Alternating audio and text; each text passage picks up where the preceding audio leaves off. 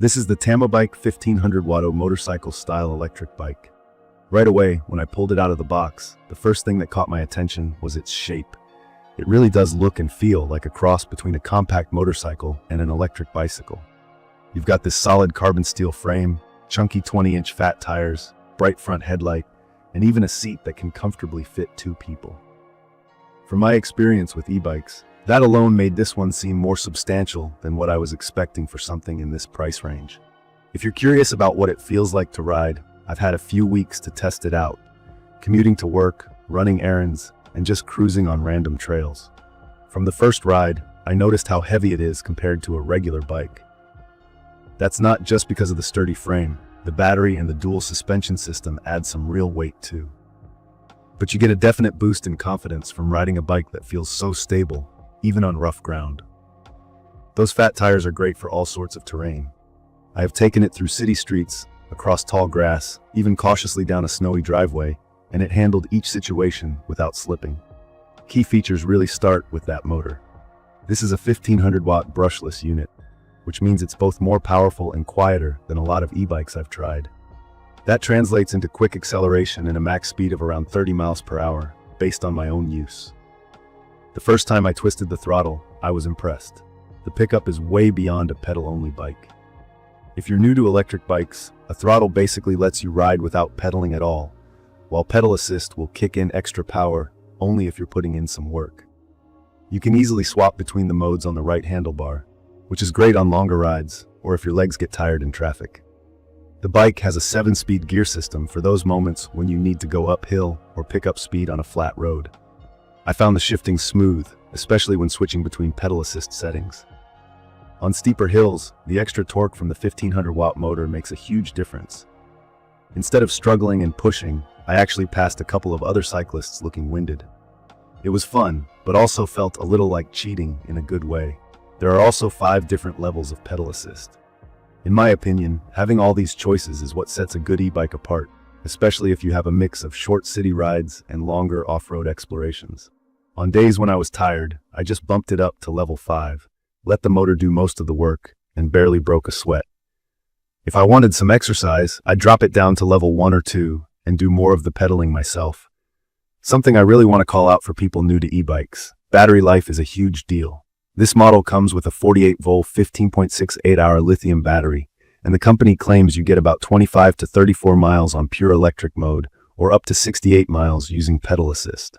I put this to the test by riding for several days before needing to charge. In daily city use, mixing up electric and assist, I'd say I averaged somewhere around 45 to 55 miles between charges, depending on how much I push the throttle. Charging the battery is pretty straightforward. Just pop it out and charge it inside, or plug it in while it's still on the bike. It typically took 5 to 6 hours to fully top up from empty, so overnight charging worked best for me. The LCD display is pretty handy too. It shows speed, mileage, battery level, and your current assist mode in a clean, easy-to-read format. This made it much easier to keep track of how hard the motor was working and how much juice I had left. Super helpful so you don't get stuck with a dead battery far from home. I also appreciated the built-in headlights and taillights, and there's even a steering brake light and turn signals operated from the handlebar. Riding at night or in low-visibility weather, those made me feel a lot safer since cars could actually see my signals. Practical details really matter with commuter bikes, so let's get into those. The seat is wide and leather cushioned, and you can fit a second adult or older kid on the back.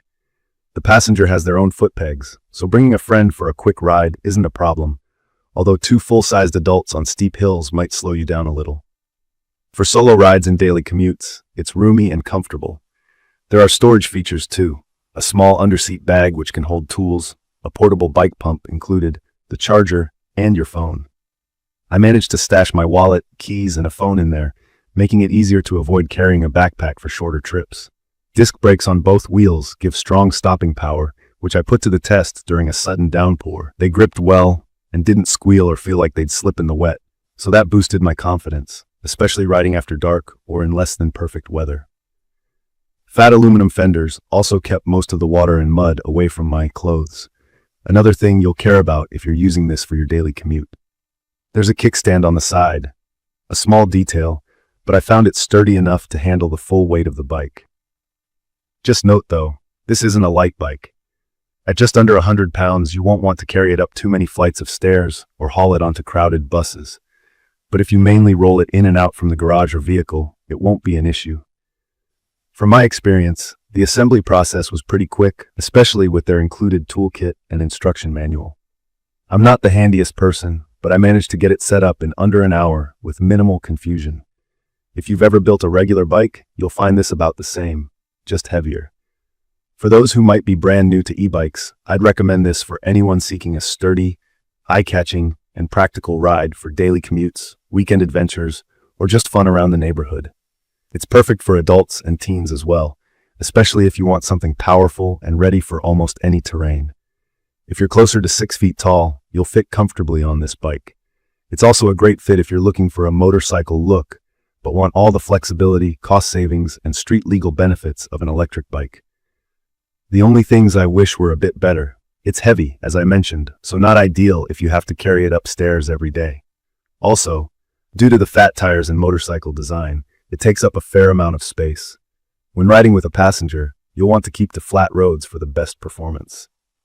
In conclusion, the Tamobyke 1500W motorcycle-style electric bike surprised me with its robust build, powerful ride, and user-friendly details. It's a head-turner, but more than that, it's a practical companion for work, school, or just getting outdoors.